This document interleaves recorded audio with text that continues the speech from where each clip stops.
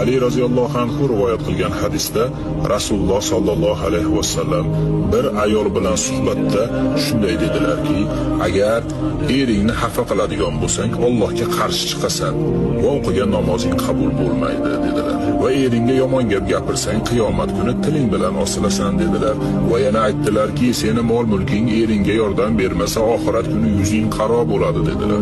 Agar eringni mol-mulkidan o'g'irlab kimlargadir ulashsang va yana kechirim so'ramasang, unda Alloh seni sadaqangni ham, zakotingni ham qabul qilmaydi dedilar.